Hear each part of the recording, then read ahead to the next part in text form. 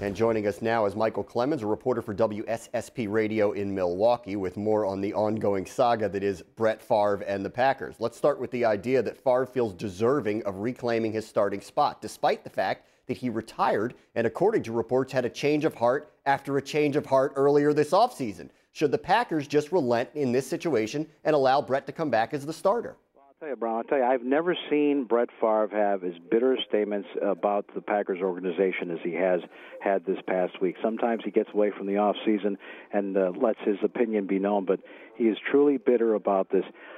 The Packers organization will tell you that they told him before the playoff season even started, when they had the bye week, that they told him that they wanted him back, regardless what happens. They beat Seattle, they lose to the Giants, they keep in contact with him once a week, and then it got to be the weekend of free agency, and then Brett called them on that Monday night, March 3rd, and said, you know what, I don't think I've got it in me. If you need an answer now, I'm going to retire.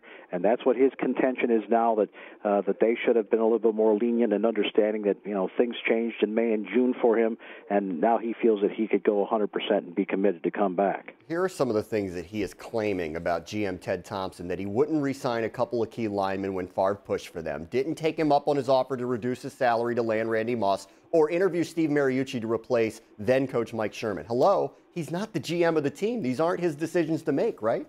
And, those are the first times that he's come flat out and said that. It's no secret that he probably felt that way. But, the thing is, he's losing Packer fans by the day. I mean, at least 60 or 70% of the input that we've had from listeners in the Milwaukee area, Green Bay, the blogs, are saying, but in the end, this guy got you a supporting cast, yes, the youngest team in the NFL, to go 13-3 in the regular season, on top of the fact that you had a, debatable MVP kind of season yourself, a brilliant season for Brett Favre. And they thought that the table was set, that he was going to come back after that Giants game and make another run. They were shocked when he said, no, I think I want to retire. What are the viable options from a PR perspective for the Packers here? Can they release him, trade him, or bring him back? Well, right now, I had a chance to talk to Ted Thompson about this over the weekend, and he said, Mike, I've been dealing with this for 6 months. It's all hypothetical.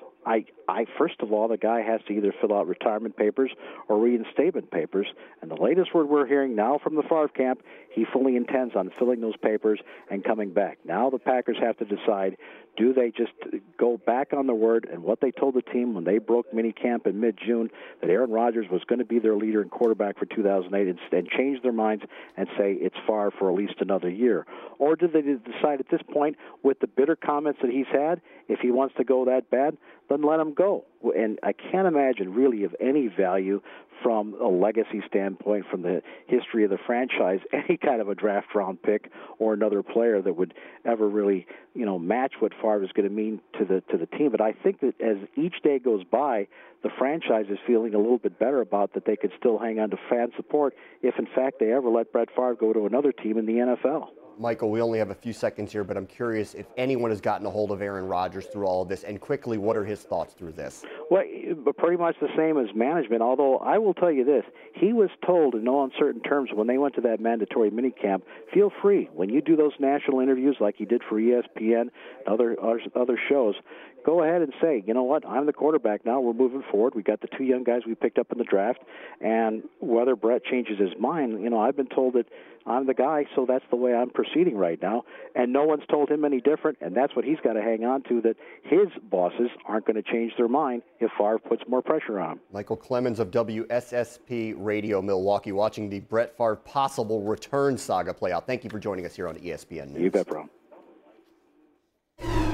Ahead, it was the longest All-Star game in history. Highlights, post-game coverage of the American League's marathon victory at Yankee Stadium. That's next.